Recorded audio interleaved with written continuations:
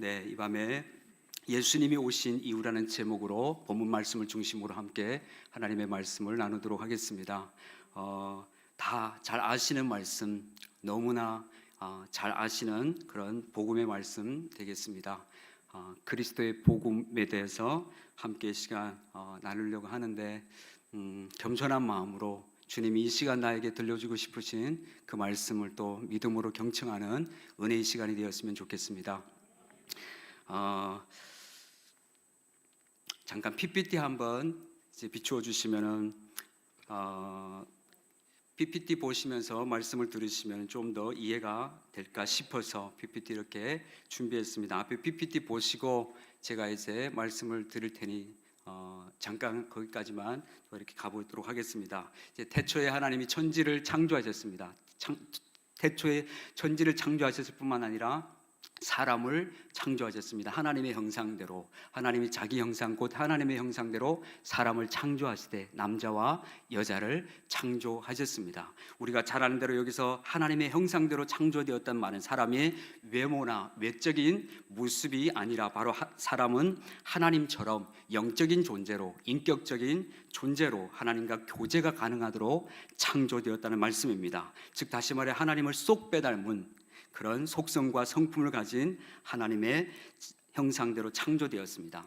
하나님께서 사람을 창조하실 때 하나님의 형상과 모양대로 땅의 흙으로 사람을 지으시고 생기를 그 코에 후 하고 불어넣으시니 사람이 즉 생명이 생기게 된 것입니다. 창세기 2장 7절은 이렇게 말씀합니다. 여호와 하나님이 땅의 흙으로 사람을 지으시고 생기를 그 코에 불어넣으시니 사람이 생명이 되니라.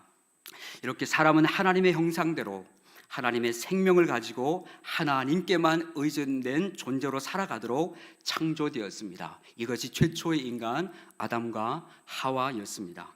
하나님은 자신의 형상과 생명을 부여해서 창조하신 사람을 보며 너무나 만족해 하셨고 보시기에 심히 좋았다라고 그렇게 표현하셨습니다. 그런데 우리가 잘 아는 대로 에덴 동산에 문제가 생겼습니다. 창세기 3장에 보면은 강교한 사탄이 뱀으로 등장하여 아담과 하와를 속이고 유혹함으로 인하여서 아담과 하와는 하나님의 말씀을 어기고 선악과를 따먹고 범죄하게 됩니다. 하나님의 형상대로 완전하게 지음받은 아담과 하와는 선악과를 따먹은 후 생명 안에 변화가 생기게 되었습니다. 하나님께서 창세기 2장 7절 말씀하신 대로 선악을 알게 하는 나무의 열매는 먹지 말라. 내가 먹는 날에는 반드시 죽으리라 말씀하신 대로 아담과 하와는 영이 죽어서 하나님의 생명에서 끊어진 상태가 되어버렸습니다. 여러분, 아담과 하와가 선악과를 따먹었을 때 눈꺼풀이 떨렸다거나 아니면은 목이 점점 졸려와서 숨을 쉬기 가빴다거나 혹은 사지가 후들거렸다거나 이런 말씀이 있습니까? 하나님이 금하신 선악과를 따먹었을 때 눈꺼풀이 막 떨리기 시작하고 막 손에 맥이 풀리고 다리 막 후들거리고 이런 내용의 말씀이 있습니까? 네, 없습니다. 그들의 육체는 그대로 살아 있었습니다. 똑같았습니다. 범죄 후나 범죄하기 전이나 범죄 후나 육체는 똑같은 육체대로 있었습니다. 하지만 창조의 원형인 하나님의 형상은 그들에게서 박살이 났고 그들의 생명은 하나님에게서 끊어진 상태가 되고 말았습니다. 육체는 똑같지만 생명 안에 죄가 들어와서 생명이 죽고 말았습니다. 선악과를 먹는 날에는 반드시 죽으리라는 이 말씀은 육체의 죽음이 아닌 바로 영적인 죽음을 의미하며 하나님의 생명에서 끊어지고 분리된 것을 의미하는 것입니다. 에베소서 4장 18절에 이런 말씀이 기록되어 있습니다. 그들의 총명이 범죄한 인간을 말합니다. 그들의 총명이 어두워지고 그들 가운데 있는 무지함과 그들의 마음이 굳어짐으로 말미암아 하나님의 생명에서 떠나 있도다. 이것이 바로 범죄한 인간의 상태인 것입니다. 죄로 말미암아 하나님의 생명에서 떠나게 된 것입니다. 그렇게 죄로 말미암아 하나님에서 생명에서 떠나 있는 상태를 바로 성경은 사망이다, 죽음이다 라고 말합니다. 죄가 첫사람 아담과 하와에게 가져다 준 변화는 무엇이었습니까? 에덴 동산에 죄가 들어왔을 때 아담과 하와에게 어떤 변화가 생기게 되었습니다. 그 변화는 생명에서 사망에 이르게 된 것입니다. 로마서 6장 23절에 죄의 삭은 사망이 되게 된 것입니다. 인간이 죄를 지었는데, 선악과를 따먹고 죄를 지었는데 결과는 사망이 오게 된 것입니다. 그럼 어떻게 아담 한 사람이 범죄했는데 모든 사람이 다 사망에 이르게 된 것일까요? 이 말씀을 로마서 5장 12절은 이렇게 답해주고 있습니다. 그러므로 한 사람으로 말미암아 죄가 세상에 들어오고 죄로 말미암아 사망이 들어왔나니 이와 같이 모든 사람이 죄를 지었으므로 사망이 모든 사람에게 이르렀느니라 라고 말씀합니다. 성경은 아담 한 사람의 죄가 아담의 피를 이어받은 모든 인류에게 전가해서 들어왔기 때문에 모든 사람이 똑같이 아담과 같이 아담의 범죄와 같지 않지만 아담의 허리 안에서 똑같이 범죄함으로 말미암아 모든 사람이 사망에 이르게 되었다고 말씀합니다. 고린도전서 15장 22절에는 아담 안에서 모든 사람이 죽었다고 말씀해주고 있으며, 또 에베소서 2장 1절 말씀에는 그는 허물과 죄로 죽었던 너희라고 표현합니다.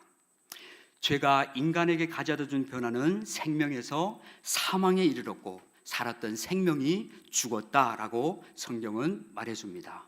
이렇게 인간이 범죄하여 하나님을 떠나 사망에 이르게 되었고 죽음에 이르게 된 인간을 하나님은 그대로 내버려 두지 않으셨습니다. 범죄하여 하나님을 떠나간 인간을 하나님이 여기서 끝을 내지 않으셨습니다. 속성상 존재 자체가 사랑이신 사랑의 하나님은 세상에 죄와 사망 아래 놓여 있는 우리를 이처럼 사랑하사 하나밖에 없는 독생자를 주시기로, 이 땅에 보내시기로 창세전에 결정하셨습니다. 우리가 죄를 지어서 하나님이 그때 대안과 방법으로 메시아를 준비하신 것이 아니라 하나님은 그리스도 예수 안에서 창세전에 이미 그리스도를 우리에게 보내주시기로 결정하셨다고 에베소 1장은 말해주고 있습니다. 그리고 하나님은 에덴 동산에서 범죄한 사람에게 최초의 원시복음이라고 우리가 알고 있는 창세기 3장 15절에서 여자의 후손 즉 메시아 구원자를 보내주실 것을 약속합니다. 창세기 3장 15절 말씀에 내가 너로 여자와 원수가 되게 하고 내 후손도 여자의 후손과 원수가 되게 하리니 여자의 후손은 내 머리를 상하게 할 것이요 너는 그의 발꿈치를 상하게 할 것이다. 하나님은 이렇게 여자의 후손 즉 메시아 구원자를 보내주시겠다는 복음을 인류에게 약속해 주셨습니다. 그리고 시간이 흘러 때가 참에 예수님은 하나님의 복음이 되셔서 이 땅에 오셨고 저주받은 자만이 매달리는 십자가에서 우리의 죄와 사망, 죄로 인하여 온 사망, 죄와 사망을 담당하시고 십자가에서 죽고 부활하심으로 완전한 구원을 이루셨습니다. 할렐루야. 첫사람 아담 안에서 모든 사람이 죄로 인하여 생명에서 사망에 이르는 변화가 있었고, 두 번째 아담, 둘째 아담인 예수님 안에서 죄와 허물로 죽은 모든 사람은 사망에서 다시 생명으로 옮겨지는 변화가 일어나게 된 것입니다. 한마디로 복음이 우리에게 가져다 준 변화는 사망에서 생명으로 다시 살리는 변화를 주는 것입니다. 에베소서 2장 1절 말씀에 그는 허물과 죄로 죽었던 너희를 살리셨도다. 복음은 살리는 일을 하는 것입니다. 예수님은 이 땅에 오셔서 죽은 영혼을 살리는 일을 하셨습니다. 예수님은 죄와 허물로 죽은 우리를 살리시려고 이 땅에 오셨습니다. 그리고 예수님은 십자가에서 우리를 구속하시기 위해서 재창조의 역사를 이루신 것입니다. 다음 PPT 여기까지 이해되셨나요? 다음 PPT 보시겠습니다. 자, 여러분, 예수님이 이렇게 생명 주시러 우리에게 오셨습니다. 생명 주러 오셨는데, 자, 그렇다면은 예수님께서 한 사람의 삶에 찾아오시면 어떤 변화가 일어나게 될까요? 예수님과 사람이 만나게 되어지면은 어떤 변화가 일어나게 될까요? 존재적인 한 죄인이, 아담의 후손으로 태어나서 존재적인 죄인이 한 사람이 예수님을 만날 때 어떤 변화가 우리에게 일어나게 될까요? 네, 생명의 변화가 일어나게 되는 것입니다. 하나님은 복음을 주실 때 우리에게 무슨 변화를 기대하고 우리에게 하나밖에 없는 독생자 예수 그리스도를 복음으로 주신 것입니까? 하나님이 뭔가는 기대하고 이 엄청난 역사를 이루신 거 아니시겠습니까? 그렇다면 하나님이 아들을 주셨고 복음을 내어주셨는데 무엇을 기대하시고 우리에게 어떤 변화가 필요해서 독생자 예수 그리스도를 보내주신 것입니까? 우리에게 생명의 변화를 기대하고 예수님을 보내주신 것입니다. 성경은 한 사람이 예수님을 만나게 되었을 때의 변화를 인격이 좀 개선된다거나 성질이 조금 바뀐다거나 아니면은 잘못된 버릇을 좀 고쳐준다거나 팔자를 바꾸어주는 변화를 말하지 않습니다. 그저 우리의 문제 좀 해결해주고 팔자 좀 고쳐주고 조건과 상황에 어떤 변화만을 주시기 위해서 예수님이 이 땅에 오셨다는 말씀은 성경에 한 구절도 없습니다. 하나님은 예수 그리스도를 이 땅에 보내셔서 우리의 죽은 생명을 다시 살리시고 하나님과 사랑과 기쁨의 교제를 누리게 하며 우리가 에덴에서 죄로 말미암아 잃어버린 하나님의 영광과 그 원형을 회복시켜 주시기 위해서 예수님을 이 땅에 보내주신 것입니다. 그러므로 성경이 말하는 우리의 변화는 사망에서 생명을 얻게 되는 새로운 존재적인 변화임을 보게 되는 것입니다. 우리가 잘 아는 고린도후서 5장 17절 말씀입니다. 그런즉 누구든지 그리스도 안에 있으면 새로운 피조물이라 이전 것은 지나갔으니 보라 새 것이 되었도다. 그리스도 안에 있으면 어떤 피조물이라고요? 네, 새로운 피조물, 존재 자체가 새 창조물, 새 피조물이 되었다고 말씀해 주고 있습니다. 새로운 피조물, 이전에 죄와 사망 안에 있던 것은 지나갔으니 보라 새 것이 되었다라고 말씀합니다. 인간은 고치고 개선하고 바꿔야 할 존재가 아니라 새 생명으로 다시 창조되어야 될 그런 존재라는 말씀입니다. 예수님은 이 땅에 오셔서 재창조를 이루셨고 믿는 자들에게 새 생명, 영원한 생명을 주셨습니다. 할렐루야. 다시 요한복음 3장 3절 말씀 보도록 합니다.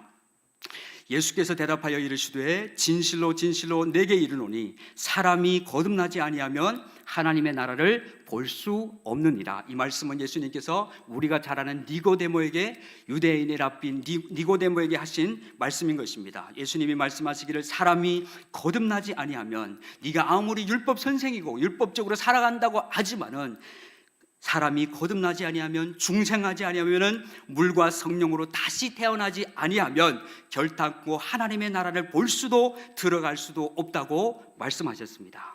여기서 거듭난다는 것은 인간이 노력해서 된다는 것이 아닌 생명이 완전히 다시 태어나야 된다는 것을 주님이 지금 말씀해 주고 계십니다. 니고데모가 아무리 랍비라 해도 거듭나지 아니하면, 생명이 다시 태어나지 않으면 결코 하나님 나라를 볼 수도 들어갈 수도 없다고 주님이 단호하게 말씀하셨습니다. 자, 이런 생명의 관점에서 다시 한번 요한복음 5장 24절 말씀 같이 한번 읽어보도록 하겠습니다. 시작.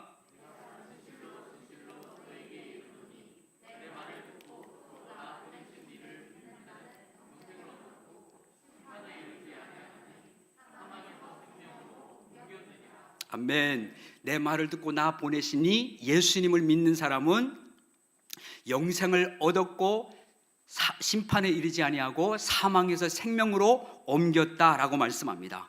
성경은 한 사람이 예수님을 만나기 이전을 사망이다, 죽음이다라고 표현하고 예수님을 만난 이후를 생명이다라고 표현합니다. 복음이 한 인생을 보는 관점은 허물과 죄로 인해서 우리가 이미 죽었기 때문에 한 인생이 예수님을 만나면 생명을 얻게 된다고 말씀하고 있습니다. 그러므로 한 사람이 예수 그리스도를 만난 가장 확실한 간증은 병이 나았다, 성공했다, 소원 성취했다, 문제 해결받았다, 조건과 상황이 변화되었다가 아니라 한 사람이 예수 그리스도를 만난 가장 확실한 간증은 바로 생명을 얻는 것입니다. 할렐루야. 여러분, 우리가 잘 아는 찬송가 305장 나 같은 죄인 살리신 주 은혜 놀라워, 이 찬송은 노예를 살고 팔던 시대 당시 노예 상인이었던 존 뉴턴이라고 하는 사람이 예수님을 만나고 변화된 이후 그의 신앙의 고백을 담아 지은 찬송가입니다. 모든 사람들이, 안 믿는 사람들마저도 알 만큼 이 305장 어메이징 그레이스 이 찬양은 유명한 그런 찬송가입니다. 이 찬송가의 가사로 이 존 뉴턴의 고백은 나 같은 죄인 살리신 주 은혜에 놀라워 잃었던 무엇을 찾았다고 합니까? 잃었던 생명을 찾았고 광명을 얻었네. 이렇게 예수님을 만나고 존재가 변화된 사람에게는 이런 고백을 하게 되는 것입니다. 나 같은 죄인 살리신 주 은혜에 놀라워 잃었던 생명 찾았고 광명을 얻었네. 여러분, 이런 고백이 나의 고백이 되어서 눈물로 주님 앞에 찬송을 불러보신 적이 있으십니까? 이 찬송이 존 뉴턴의 고백만이 아니라 나 같은 죄인 살리신 주 은혜 놀라와 생각하고 또 생각해봐도 감격되어서 목이 메어서 불렀던 적이 있으십니까? 큰 죄악에서 건지신 주 은혜 고마워 나 처음 믿은 그 시간 귀하고 귀하다. 예수님 만나기 이전 영적으로 생명이 죽었던 존 뉴턴은 예수님을 만나자 사망에서 생명으로 잃었던 생명 찾아서 위대한 간증자로 전도자로 그렇게 하나님 앞에 쓰임받는 사람이 된 것입니다. 자, 계속해서 예수님을 만난 사람의 존재의 변화에 대해서 조금만 더 같이 살펴보도록 하겠습니다. 함께 로마서 6장 3절로 4절 말씀 같이 봅니다. 같이 읽겠습니다. 시작. 무릇 그리스도 예수와 합하여 세례를 받은 우리는 그의 죽으심과 합하여 세례를 받은 줄을 알지 못하느냐. 그러므로 우리가 그의 죽으심을 합하여 세례를 받음으로 그와 함께 장사되었나니 이는 아버지의 영광으로 말미암아 그리스도를 죽은 자 가운데서 살리심과 같이 우리로 또한 새 생명 가운데서 행하게 하려 함이라. 아멘, 아멘. 이 말씀은 세례 혹은 침례의 참된 의미를 설명해 주고 있는 말씀입니다. 우리가 예수와 합하여 세례를 받고 새 생명 가운데 행하는 삶을 살기 위해서는 반드시 죽고 다시 살아나야 하는 새로운 생명이 필요함을 보여주고 있는 말씀입니다. 예수 그리스도와 함께 십자가에 죽고 예수 그리스도와 함께 장사 지난 바 되고 예수 그리스도와 함께 부활하여 새 생명이 되었다는 것이 바로 세례의 진정한 의미인 것입니다. 세례는 새 생명으로 거듭나서 그 예수 생명으로 이 세상을 살아가는 것입니다. 에베소서 2장 1절 말씀입니다. 그는 허물과 죄로 죽었던 너희를 살리셨도다. 예수님은 우리를 죽을 뻔했던 우리를 다시 살리신 것이 아니라 죽었던 우리를 살리신 것입니다. 하마터면 죽을 뻔하다가 살아난 존재가 아니라 죽었던 우리를 다시 살리셨다고 말씀합니다. 다시 갈라디아서 2장 20절 말씀, 이 생명의 관점에서 다시 봅니다. 같이 읽어봅니다. 시작. 내가 그리스도와 함께 십자가에 못 박혔나니 그런즉 이제는 내가 사는 것이 아니요 오직 내 안에 그리스도께서 사시는 것이라. 이제 내가 육체 가운데 사는 것은 나를 사랑하사 나를 위하여 자기 자신을 버리신 하나님의 아들을 믿는 믿음 안에서 사는 것이라. 아멘. 이 말씀은 새 생명을 얻은 그리스도인의 삼중 신앙 고백을 표현해 주고 있습니다. 첫 번째, 내가 그리스도와 함께 십자가에 못 박혔다, 이렇게 선포합니다. 그리고 두 번째, 그런즉 이제는 십자가에 못 박힌 나는 이제는 내가 사는 것이 아니요 오직 내 안에 그리스도께서 사시는 것이다, 이렇게 말씀하고, 세 번째는 이제 내가 이 육체 가운데 사는 것은 똑같은 육체지만 이 육체 가운데 사는 것은 나를 사랑하사 나를 위하여 자기 자신을 버리신 하나님의 아들을 믿는 믿음 안에서 사는 것이라고 말씀합니다. 집은 똑같은 집입니다. 그런데 주인이 바뀌었습니다. 나는 똑같은 나지만 예수님 만나기 이전과 예수님 만난 이후, 예수님 오시기 BC와 예수님 오신 후 AD가 역사가 분명한 분기점이 있듯이 예수님을 믿고 그리스도와 함께 죽고 그리스도로 다시 태어난 사람은 집은 똑같은 집이지만 육체는 똑같은 육체지만 주인이 바뀌게 되었습니다. 주인이 나로부터 그리스도로 바뀌었다는 것입니다. 이 세상의 많은 기적 중에 진정한 기적은 내 안에 그리스도께서 사시는 것입니다. 잃었던 생명을 찾았고 사망에서 생명을 얻게 된 것입니다.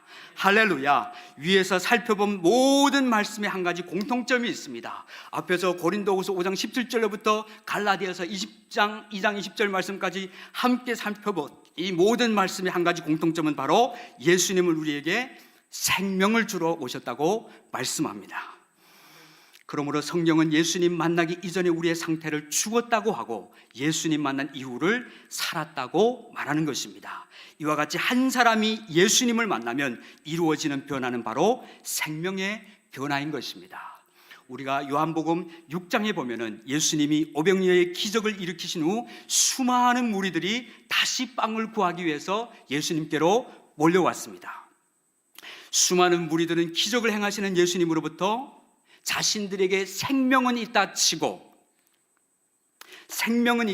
그 다음 뭔가 부족한 그저 빵, 기적, 예수님의 손에서 일어난 치유, 로마의 압제로부터의 해방 등등 자신들의 원함을 예수님께서 채워주시기를 기대하고 예수님께로 나와서 억지로 예수님을 잡아 임금 삼으려고 자기들끼리 웅성웅성 거리는 것을 요한복음 6장에서 볼 수 있습니다. 예수님은 여러 가지 기적을 통해 예수님 자신이 지금 누구이신지 그들에게 알려주고 싶으신 것이 예수님의 목적이셨는데 그들에게 생명을 주려고 오셨지만 그들은 자신들에게 생명이 필요하다는 것은 인식하지 못했습니다. 자신들에게 이 예수 그리스도의 참 떡이신 생명이신 예수 그리스도가 나에게 필요한 사실을 전혀 알지를 못했습니다. 예수님은 빵을 구우러 나오는 많은 무리들에게 너에게 필요한 것은 썩을 양식이 아니라 한 끼 먹고 또다시 배고프게 되는 썩어 없어질 양식이 아니라 너에게 필요한 것은 바로 생명의 양식인 나 예수가 필요하다고 주님이 말씀하셨습니다. 오늘도 수많은 사람들이 자신들이 원하는 대로 예수님을 생각하고 믿고 있습니다. 어떤 사람은 예수님을 자선사업가 예수, 정치가 예수, 사회운동가 예수, 치유가 예수, 문제 해결사 예수, 종교가 예수 등등 예수님을 이렇게 저렇게 자신들이 원하는 대로 각색해서 예수님이 주시고자 하는 생명과는 아무 관계없는 채 종교 생활을 하고 있는 사람들이 교회 안에 있습니다. 여러분, 예수님은 이 땅에 자선 사업하려고 오시지 않으셨습니다. 가난한 사람 좀 도와주시기 위해서 오시지도 않으셨습니다. 예수님은 정치하려고 오시지도 않으셨습니다. 예수님은 사회운동에서 뭘 좀 개혁하려고 오시지도 않으셨습니다. 예수님은 이 땅에 문제가 많고 환자가 많으니 아픈 병자들이 많으니 사람들을 치유하고 문제 해결사로도 오시지는 않으셨습니다. 성경은 분명하게 예수님을 우리에게 생명을 주러 오신 분이라고 말씀합니다. 자, 이제 그럼 우리는 예수님 자신이 친히 밝히신 이 땅에 오신 이유를 성경에서 조금만 더 찾아볼 텐데요, 전부를 다 찾기에는 시간이 제한이 있기 때문에 요한복음에서만 함께 살펴보도록 하겠습니다. 성경 구절이 요한복음 전체를 좀 훑어보기 때문에 많기 때문에 조금 빨리빨리 확인만 하고 지나가 보도록 하겠습니다. 여러분들은 생명 주러 오신 예수님에게 초점을 두고 함께 말씀을 보시면 좋겠습니다. 자, 그럼 예수님이 왜 이 땅에 오셨는지 예수님이 증언을 직접 함께 이제 들어보도록 하겠습니다. 요한복음 1장 4절 PPT 말씀 같이 읽겠습니다. 시작. 그 안에 생명이 있었으니 이 생명은 사람들의 빛이라. 그 안에 누구 안에죠? 예수님 안에 생명이 있었으니 이 생명은 사람들에게 주기 위한 생명이었고 이 생명은 사람들의 빛이라. 이 말씀은 빛 이야기가 아니라 생명을 준다는 주님의 말씀입니다. 다시 요한복음 3장 16절입니다. 같이 읽습니다. 하나님이 세상을 이처럼 사랑하사 독생자를 주셨으니 이는 그를 믿는 자마다 멸망하지 않고 영생을 얻게 하려 하심이라. 자, 이 말씀에서도 예수님이 이 땅에 오신 이유는 그분을 믿는 자마다 멸망하지 않고 곧 생명, 영생을 얻게 하려 하심이라고 말씀해 주고 있습니다. 다시 요한복음 3장 36절로 갑니다. 아들에게 순종하지 아니하는 자는 영생을 보지 못하고 도리어 하나님의 진노가 그 위에 머물러 있느니라. 여기서도 하나님의 아들 예수 그리스도를 믿는 자에게 주어지는 것이 무엇이라고 말하고 있습니까? 네, 영생, 죽고 다시 사는 영생, 즉 생명이라고 말씀하고 있습니다. 믿고 믿지 않는 결과는 영생, 즉 생명을 얻느냐 못 얻느냐로 확 달라지게 되는 것을 보게 됩니다. 아들 예수 그리스도는 생명을 주러 오셨습니다. 요한복음 4장 14절입니다. 같이 읽습니다. 시작. 내가 주는 물을 마시는 자는 영원히 목마르지 아니하리니 내가 주는 물은 그 속에서 영생하도록 솟아나는 샘물이 되리라. 아멘. 이 말씀에서도 예수님이 지금 샘물 이야기를 하시는 것이 아니라 영생하도록 솟아나는 생명에 대해서 말씀하고 있는 것입니다. 다시 요한복음 5장 24절로 25절 말씀입니다. 같이 읽습니다. 내가 진실로 진실로 너희에게 이르노니 내 말을 듣고 또 나 보내신 이를 믿는 자는 영생을 얻었고 심판에 이르지 아니하나니 사망에서 생명으로 옮겼느니라. 진실로 진실로 너희에게 이르노니 죽은 자들이 하나님의 아들의 음성을 들을 때가 오나니 곧 이때라. 듣는 자는 살아나리라. 아멘. 이 말씀에도 예수님을 믿는 자는 영생, 즉 생명을 얻었고 사망에서 생명으로 옮겼느니라 라고 말씀하며 죽은 자들이 하나님의 아들의 음성을 들을 때가 오나니 곧 이때라. 듣는 자는 어떻게 된다고요? 듣는 자는 살아나리라. 생명에 관한 말씀을 주님이 하고 있습니다. 다시 요한복음 6장 38절로 40절 말씀입니다. 같이 읽겠습니다. 내가 하늘에서 내려온 것은 내 뜻을 행하려 함이 아니요 나를 보내신 이의 뜻을 행하려 함이니라. 나를 보내신 이의 뜻은 내게 주신 자 중에 내가 하나도 잃어버리지 아니하고 마지막 날에 다시 살리는 이것이니라. 내 아버지의 뜻은 아들을 보고 믿는 자마다 영생을 얻는 이것이니 마지막 날에 내가 이를 다시 살리리라 하시니라. 아멘. 이 말씀에서도 예수님은 자신이 이 땅에 오신 이유는 내가 온 것은 내 뜻을 행하려 함이 아니라 나도 내 뜻대로 하지 않는다. 나는 나 보내신 이의 뜻을 행하러 왔다. 나를 보내신 이의 뜻은 아들을 보고 믿는 자마다 무엇을 얻게 하려 함이라고 말씀합니까? 영생을 얻게 하려 하심이라 말씀합니다. 예수님을 이 땅에 보내신 하나님의 뜻은 우리가 예수님을 믿고 생명을 얻게 되는 것이었습니다. 예수님은 우리를 살리시기 위해서 이 땅에 오셨습니다. 요한복음 6장 53절입니다. 같이 읽겠습니다. 시작. 예수께서 이르시되 내가 진실로 진실로 너희에게 이르노니 인자의 살을 먹지 아니하고 인자의 피를 마시지 아니하면 너희 속에 생명이 없느니라. 예수님께서 유대인들에게 너희가 만약 인자의 살을 먹지 아니하고 인자의 피를 마시지 아니하면 너희 속에 생명이 없느니라. 생명에 관하여서 다시 또 말씀하셨습니다. 또 요한복음 7장입니다. 7장 37절 38절입니다.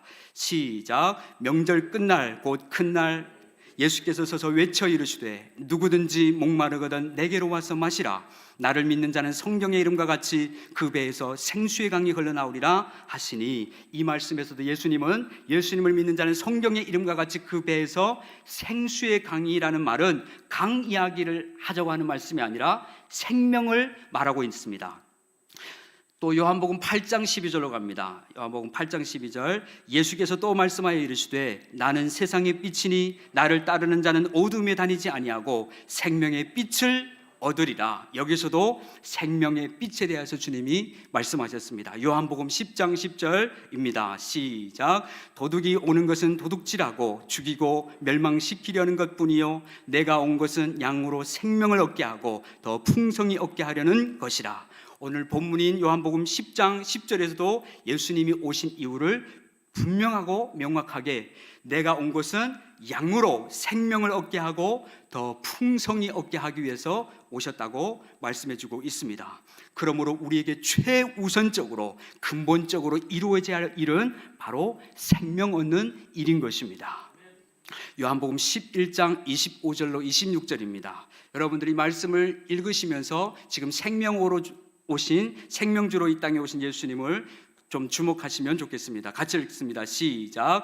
예수께서 이르시되 나는 부활이요 생명이니 나를 믿는 자는 죽어도 살겠고 무릇 살아서 나를 믿는 자는 영원히 죽지 아니하리니 이것을 내가 믿느냐. 네, 예수님은 자신은 나는 부활이요 생명이니 나를 믿는 자는 죽어도 살겠고 여기서도 예수님을 믿는 자는 부활의 생명을 얻는다고 주님이 말씀하고 있습니다. 또 요한복음 14장 6절입니다. 예수께서 이르시되 내가 곧 길이요 진리요 생명이니 나로 말미암지 않고는 아버지께로 올 자가 없느니라. 내가 곧 길이요 진리요 생명이니 나로 말미암고는 아버지께로 갈 자가 없다고 생명에 관하여서 주님이 말씀하셨습니다. 자, 요한복음 17장입니다. 17장 2절로 3절 같이 읽습니다. 아버지께서 아들에게 주신 모든 사람에게 영생을 주게 하시려고 만민을 다스리는 권세를 아들에게 주셨음이로소이다.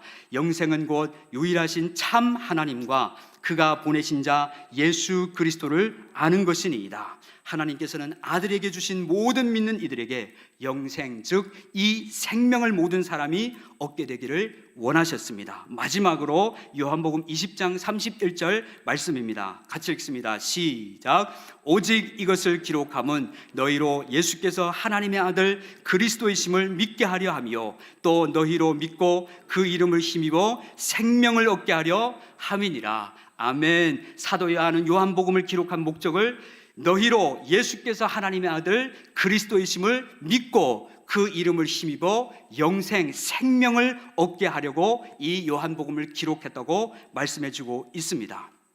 우리는 요한복음 1장에서부터 20장까지 요한복음에서만 살펴보아도 예수님의 직접적인 선포였습니다. 예수님이 왜 이 땅에 오셨는지, 끊임없이 주님은 생명 주러 왔다, 생명 주러 왔다, 생명 주러 왔다.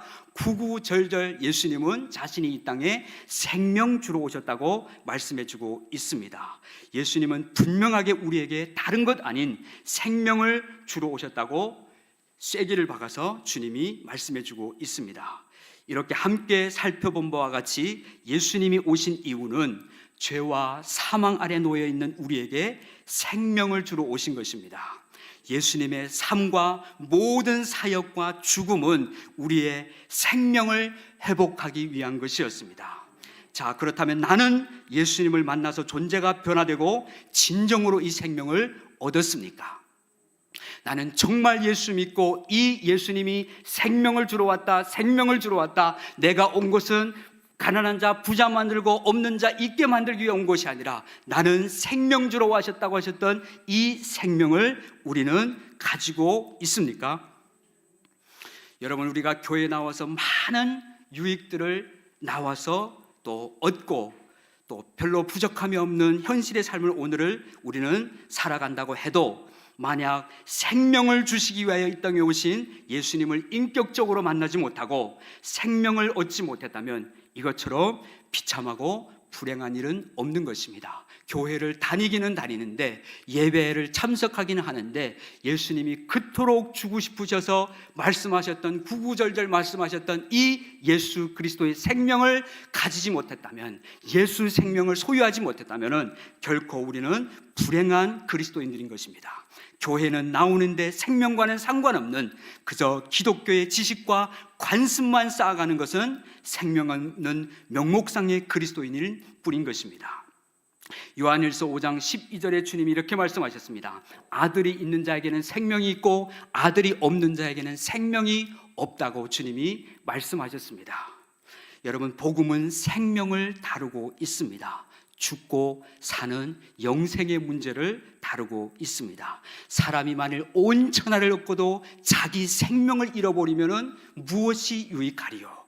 만약 다 얻고 다 가지고 다 괜찮은데 만약 이 생명을 잃어버렸다면 아무 유익이 없고 헛되고 헛된 삶을 산 것뿐인 것입니다. 이제 말씀을 마치도록 하겠습니다. 오늘 본문 요한복음 10장 10절에서 예수님은 거짓의 아비인 사단이 온 것은 도둑질하고 죽이고 멸망시키려고 왔지만 예수님은 우리로 생명을 얻게 하고 더 풍성히 얻게 하려고 오셨다고 말씀하고 있습니다. 요한일서 5장 13절에 내가 하나님의 아들의 이름을 믿는 너희에게 이것을 기록하는 것은 너희로 하여금 너에게 영생이 있음을 알게 하려 함이라고 요한일서 5장 13절은 말씀해주고 있습니다. 하나님의 아들 예수님을 믿으면 우리 안에 생명이 바뀌게 되는 것입니다. 이 생명은 옛 생명이 아니라 새 생명, 그리스도의 생명, 하나님이 최초의 아담과 하와를 창조하셨을 때 주셨던 후 하고 생기를 그 코에 불어넣었던 그 생명인 것입니다. 이 생명을 가진 사람은 어떤 비바람이 몰아치고 환난과 폭풍이 다가와도 이 생명은 때로는 실수하고 넘어지고 꺼질 듯 말 듯 이런 과정들이 있지만은 생명은 결코 죽지를 않습니다. 예수 생명은 결코 죽지를 않습니다. 이 생명은 어떤 위기의 때에도, 어떤 고난의 때에도, 어떤 역경의 때에도 이 모든 환난을 뚫고 승리할 수 있는 생명인 것입니다. 하나님이 우리를 최초에 창조하실 때 주셨던 그 생명 말입니다. 예수님은 그 생명을 우리에게 회복시켜 주고 싶으셔서 십자가에서 벌거벗김을 당하시고 저주받은 자만이 매달리는 그 십자가에서 우리의 죄와 사망을 담당하셨습니다. 예수는 이미 2000년 전에 우리의 죄와 사망을 담당하셨습니다. 그리스도를 믿는 사람들은 이제는 죽음과는 관계없는 사람들입니다. 사망하고는 관계없는 사람들입니다. 우리 안에 이 예수 그리스도의 생명이 있기 때문에 우리는 주님이 말씀하신 대로 나는 부활이요 생명이니 무릇 나를 살아서 믿는 자는 죽어도 살겠고 무릇 살아서 나를 믿는 자는 영원히 살게 될 것이라고 주님이 말씀하셨습니다. 예수님을 제대로 믿는 사람에게는 이 생명이 있습니다.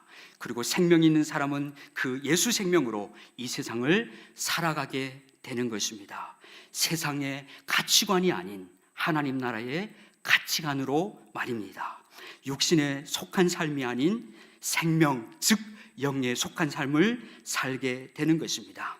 하나님은 우리가 예수 그리스도 안에서 새 생명을 얻고 창조의 원형이 회복된 자로 예수님의 권세로 하나님의 자녀된 권세로 이 세상을 정복하고 다스리고 통치하기를 원하십니다.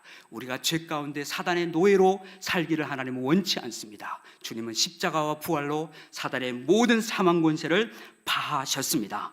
이제 그리스도 안에서 우리 모두 믿음으로 말미암아 풍성한 예수 그리스도의 생명을 누리며 자랑하며 전파하며 살아가는 우리 모두가 되시기를 바랍니다. 이 예수 그리스도의 생명 안에서 생명의 꽃을 피워 열매를 맺어서 하나님 앞에 영광 돌리는 하루하루의 복된 삶이 되기를 주님의 이름으로 다시 한번 축원합니다. 함께 찬양하시겠습니다. 우리 갈보리 언덕에 주님의 십자가 생명나무라는 찬양입니다. 우리 함께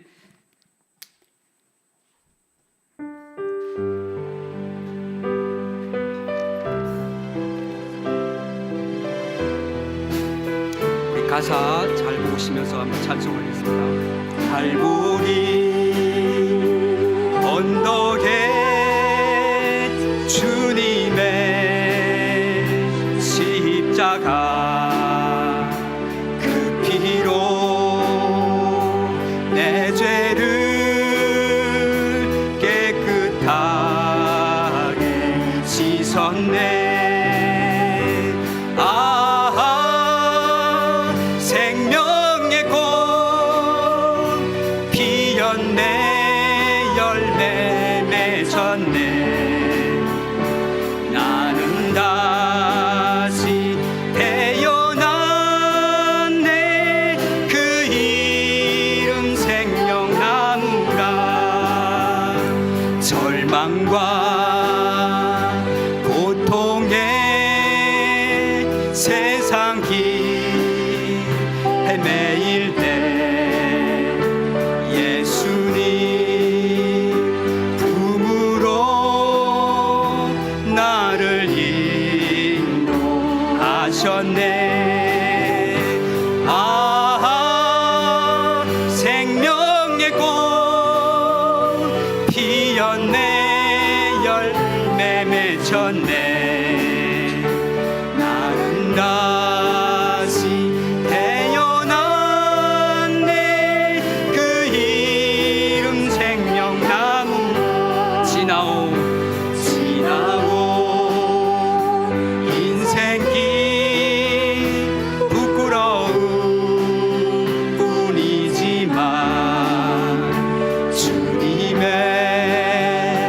은혜로 감사 많이 넘치네. 생명의 꽃 피었네. 열매 맺혔네. 나는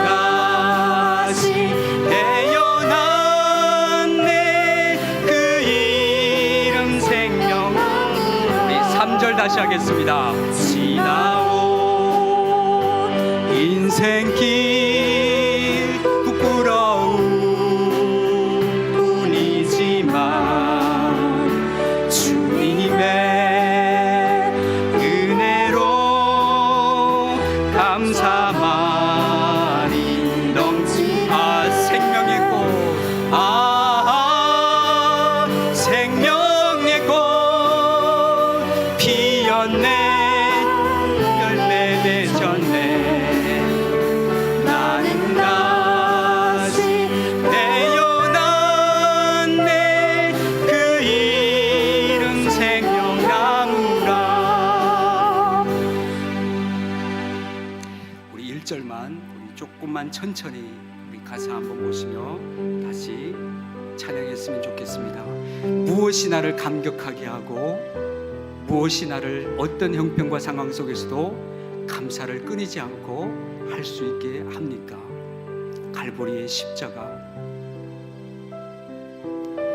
그저 지식적으로만 이론적으로만이 아는 갈보리의 십자가가 아니라 나 위에 주신 그 십자가 믿음으로 바라보고 예수님 믿고 따라온 이 세월만큼 시간이 가면 갈수록 더욱 그 사랑에 감격하고 나를 구원하신 하나님의 사랑을 찾아가께서 생각만 해도 감격하고 목이 메고 존 뉴턴과 같이 나 같은 죄인 살리신 주 은혜 놀라워 잃었던 생명 찾았고 광명을 얻게 하신 그 은혜에 감격하며 감사하며 믿음으로 살아가는 삶이 되어줄 수 있도록 다시 한번 우리 조금만 천천히 가사 보시면서 우리 1절만 하도록 하겠습니다.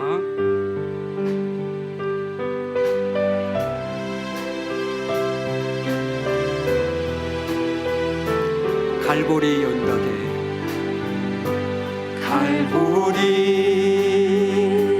언덕에 주님의 십자가 그 피로 내 죄를 깨끗하게 씻어 갈보리 언덕에 갈보리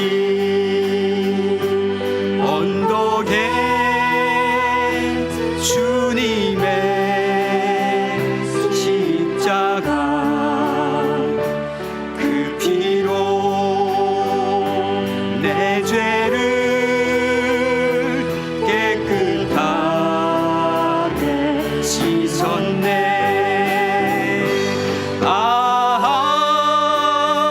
생명의 꽃 피었네 열매 맺혔네 나는 다시 태어났네 그 이름 생명나무라. 함께 이 시간 기도하십시다.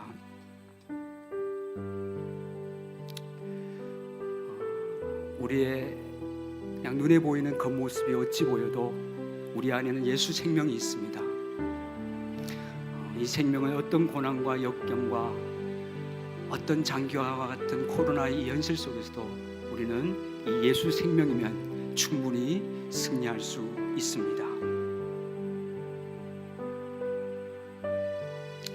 그리스도 예수 안에 있는 내가 누구인지를 잊지 않고 가면 갈수록 영적인 전쟁이 치열해지는 영적 전쟁의 한복판에서 오직 주님의 십자가 붙들고 승리하는 삶이 되어줄 수 있도록 함께 기도하십시다. 이 생명의 꽃이 내 안에 활짝 피어서 주님 오시는 그날까지 하늘나라 상급 쌓으며 주님만 더 사랑하고 더욱 섬기며 그렇게 살아가는 삶이 되게 해달라고 함께 이 시간 기도하도록 하겠습니다. 그리고 이 시간 우리 이하영 권사님 내일 10시에서 11시에 수술 있다고 합니다. 함께 합심하여 기도하십시다. 하나님이 기적으로 치유해 주시도록 함께 우리 이하영 권사님 위해서 같이 기도하도록 하겠습니다. 다 함께 기도하겠습니다. 주님, 갈보리 언덕에서 내어주신 생명으로 말미암아 주님 다시 태어난 자, 중생한 자로 하나님 살 수 있는 은혜를 주셔서 감사합니다. 생명이 있는 자, 하나님의 아들이 생명이 있는 자에게는 영생이 있고, 주님 예수 그리스도의 이 생명 안에서 생명의 꽃을 피우며 주님 만날 그날이 오기까지 더욱 주님 사랑하고 더욱 주님만 사랑하고 섬기는 믿음의 삶을 살아갈 수 있도록 하나님 인도하여 주시기를 기도합니다. 살아계신 주님, 가면 갈수록 더욱더 치열한 이 영적 전쟁을 하나님 내 힘으로는 내 의지로는 주님 이길 수 없습니다. 세상의 유혹과 수많은 시험 가운데 주님 주의 이름 붙들고 승리할 수 있도록 인도하여 주시옵소서. 주님 갈보리의 십자가를 붙들고 날마다 나는 죽고 내 안에 사신 예수님으로 말미암아 오직 믿음으로 육신으로 살지 않고 영으로 살게 도와주십시오. 하나님 성령을 따라 살아갈 수 있도록 주님 이끌어 주시옵소서. 주님 그리스도 안에서 허락되어진 하루하루의 모든 삶을 통하여 하나님을 영화롭게 하는 복음에 합당한 삶이 되어질 수 있도록 축복하여 주시옵소서. 주님, 내일 이하영 권사님 10시에서 11시 암 수술을 예정되어 있습니다. 하나님의 권능의 손으로 주님이 친히 치유하여 주시고 의사 선생님의 손을 붙들고 주님이 친히 수술하셔서 깨끗하게 나음을 받는 기적과 같은 은혜가 이루어질 수 있도록 은혜를 베풀어 주시옵소서.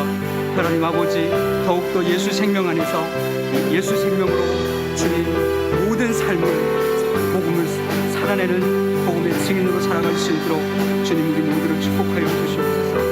감사드립니다.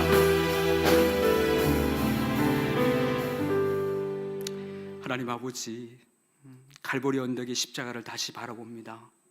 우리에게 주어진 이 예수 생명, 주님이 생명을 주시기 위해서 이 땅에 오셨고, 그리고 우리로 하여금 믿음으로 말미암아 이 생명을 받아들여서 이제는 거듭난 자로 하늘의 가치관으로 복음에 합당한 삶을 이 땅 가운데 살아가는 하나님의 존재로 불러주셔서 감사합니다.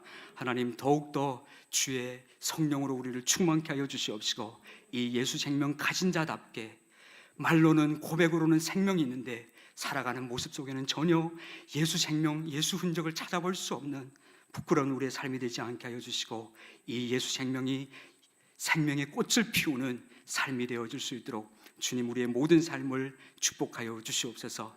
하나님 이 시간 합심하여 기도하는 것은 이하영 권사님 내일 하나님 암 수술 예정되어 있습니다. 하나님께서 의사 선생님 손 붙드셔서 주님이 친히 수술하여 주시고 기적과 같은 은혜가 이루어질 수 있도록 은혜를 베풀어 주시옵소서.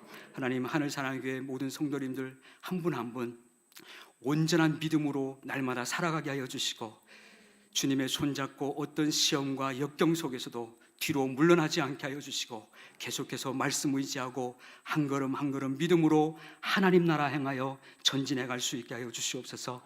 주님, 우리의 신앙은, 우리의 믿음은 사람 앞에서가 아니라 하나님 앞에서 하나님만을 기쁘시게 해드리는 그런 믿음이 되어줄 수 있도록 그렇게 주님 우리 모두를 축복하여 주시옵소서.